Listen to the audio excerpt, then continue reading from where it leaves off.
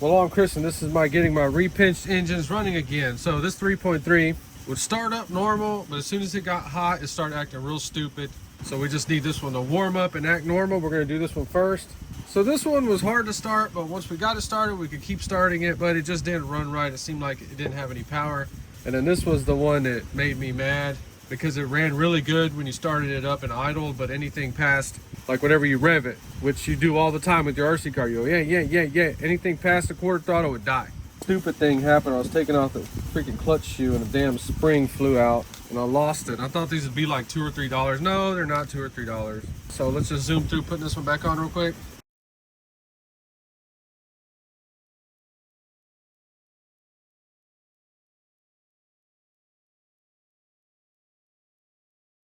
So this is my first pinched or resized sleeve, so I'm going to take it super easy and I'm going to redo the break-in on it. In that case, we're using Traxxas 20%. Old dirty plug, should work. All right, so this was a running slash, so I don't see why it wouldn't start right up like it should. Oh, we got to change our settings back. Go ahead and go back 4 turns on the high speed.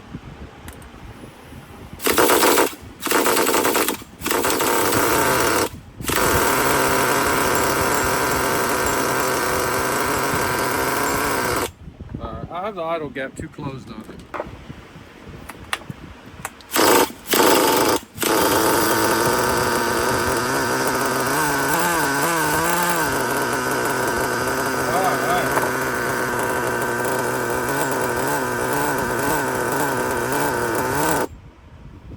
Could it be that 20% I put in there, like it don't like it? Is that a thing?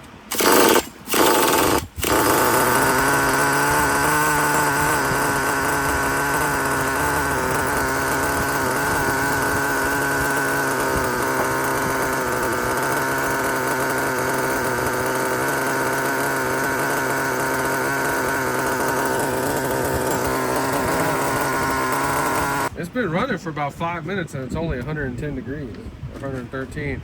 But you see all that freaking oil that was trapped in there from running a bad engine? These pipes right here, they have like this cone in there that you can't take off on these newer ones. I think that's what's trapping the oil because look at what just came out of it. And it was no way it was not in that freaking engine. So this is just crazy. This is like more than a tablespoon of freaking oil. The next video we do on these, we're gonna go run them for the first time, but I have to break these in, so I'm gonna let them idle a tank at least on 20%.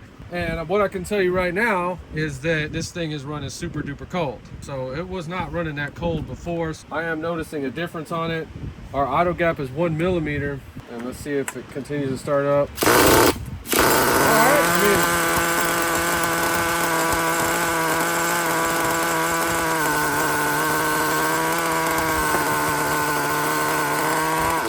okay, so this one was definitely not doing that before. So far, yeah, this is an improvement, 100%. Oh yeah, so whenever they're pinched again, don't let them get stuck on top dead center. Yeah, it's really freaking tight. Yeah, even the starter's kind of having trouble.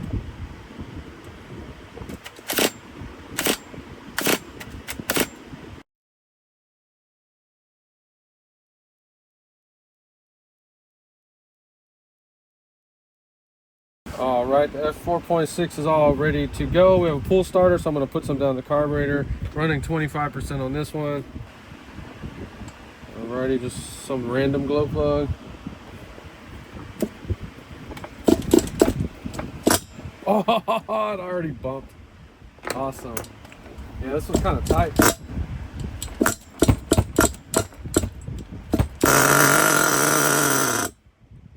Okay, we got to do that again. The fuel ran out. Damn, this one sounds crazy, man. Oh man, it's just started right up. That's already awesome.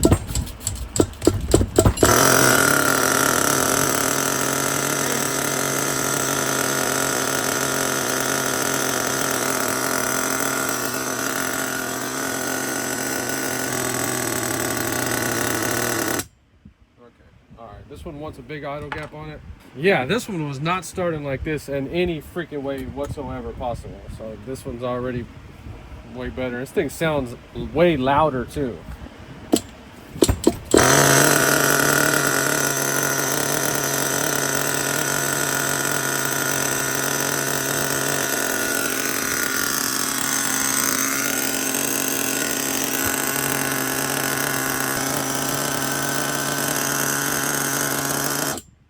This one, I mean, this is just crazy right here because the idle gap is just over 1 millimeter.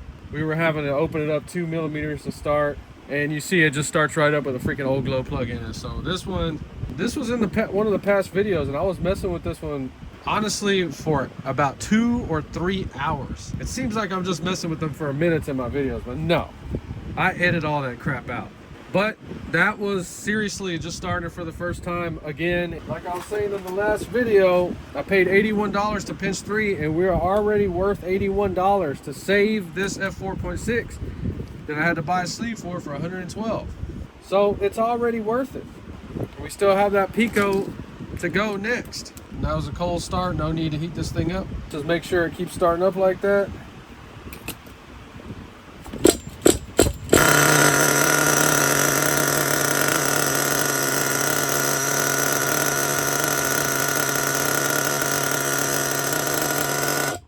Freaking crazy. You see what I'm doing to the tanks now? That way we can leave the fuel in it. And what you really want to do is pull that freaking glow plug out, and you want to at least put some freaking WD-40 down the engine. You know, if you think your WD-40 is going to ruin your seals, then don't put it down the carburetor, put it down the engine. It's not going to cause no air leaks on the freaking engine at all. And give it some cranks, get it all mixed up in there. And make sure we're not at top dead center. That's an advantage of the pull start. You get to see exactly where you are. Leave the glow plug out of it. I'll stick a little paper down there, and that's how I put these on the shelf from now on. And I just stick something over the carburetor for right now. All right, and then for the one that almost made me lose my mind was this Revo with the Picco on it. Yeah, so this is the one I was worried about being too tight, but it feels perfectly fine. The cool thing about this, it was sold for a Revo, so it uses all the Traxxas parts, which is freaking crazy. So it's missing a gasket down there. Yeah, who cares? All right, I'm gonna hold it down as tight as I can.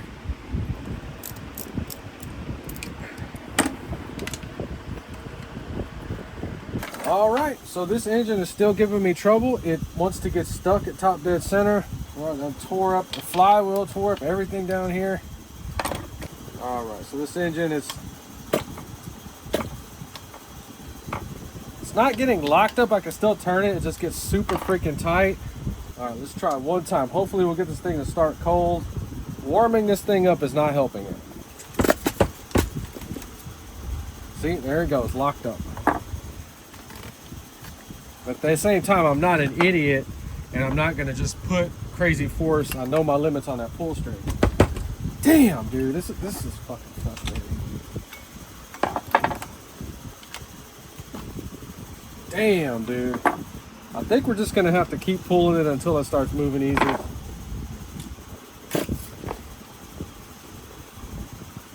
keep messing with it. Yeah, let me take this thing off. Yeah, this bitch is fucking locked up, dude. Yeah, I can barely turn that with my hands. Yep. Now we need to take this head off and look at this one, man.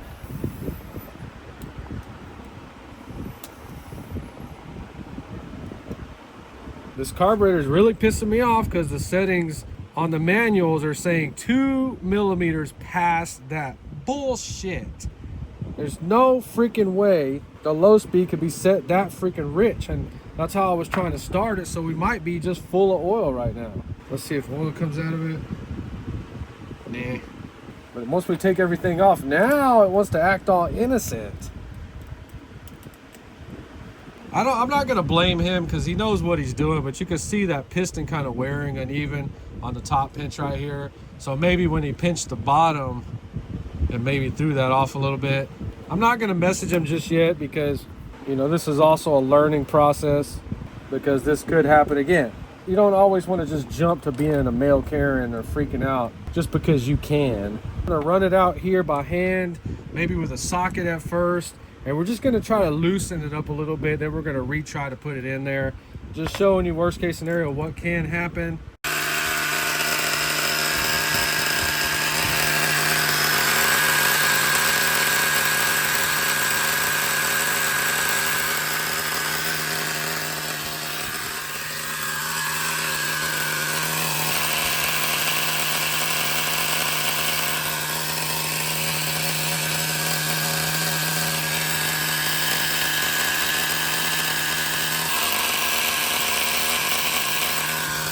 So the engine was getting like 230. So I opened up the high speed half a turn and it was running good. And I opened up the low speed to see if it's gonna turn over. All right, good, okay. All right.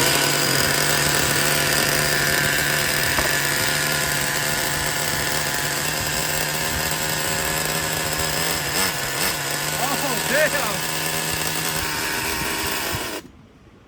Okay, so let's talk about the bastard worst case scenario. What happened? It's consistently starting now. Let's just make sure it's not locking up again. That was really freaking me out because you cannot buy anything for that engine at all. Come on, man, don't lock up. Oh my God, thank you, thank you, thank you, thank you. If you see in the video, I just blipped the throttle a little bit. Anytime you would do that to this engine, it would just die. And it's not doing it. If you get them repinch, you cannot leave them at top dead center. Do not freaking do that. Okay, just make sure it's loose at the bottom. So now it's starting up like a brand new one. It's idling like a brand new one. I ain't never seen this before. And I hope if you've been watching my channel and you've been thinking that I'm full of shit, oh, this guy doesn't know what he's talking about. I hope that now you kind of see the kind of person that I am and the little missions that I accomplish. And I'm not here to play no fucking games and be some dopehead RC channel. Well, I think it could be the servo. No, I'm serious about this stuff. I freaking love this stuff. I get so excited running these damn things.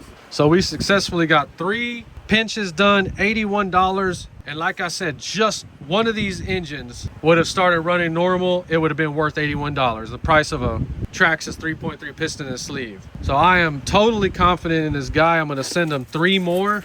We got 2 2.5s and 1 more 3.3.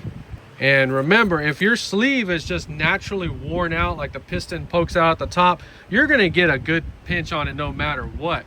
These 2 were questionable, blown out, abused nitro engines. This one in the F4.6, the HPI. Well, I don't think the HPI was abused as bad as this one was. This one was really beat on. So then what happened? So the first thing I did is I did not want to bust my pull cord. We could have easily busted that real quick.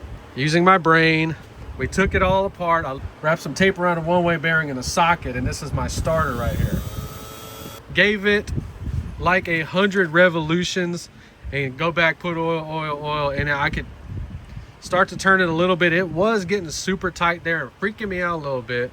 But once I gave it about 100 revolutions, real slow. Okay, by the way, this slow. Do not do that. I was going super duper slow, and then I was checking it about every 10 revolutions. Then I got it to start up, but this was just some old random plug. And then, like I say in my videos, you're gonna have to bust out that new plug every now and then. This plug is staying in there because it started right up, and I had to play with my low speed. That's why we showed the needle settings earlier, in case you're having the same issues. So I didn't freak out. I didn't email him in a rage. I almost messaged him on what is your procedure if they do lock up or get tight, and I guess I figured it out. And let's see if it spins over. Spins over just fine. Nice.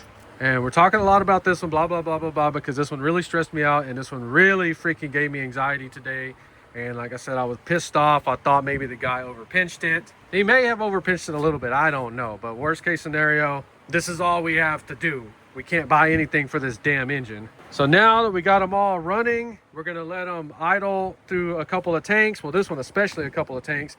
And then this weekend, I'm going to make a video running them all. So we'll see if they actually fixed them, like the pinch got fixed or not. And it did. I already know it did. I already know. Trust me, I already know, because none of these have ran or started up that easy, especially this one right here.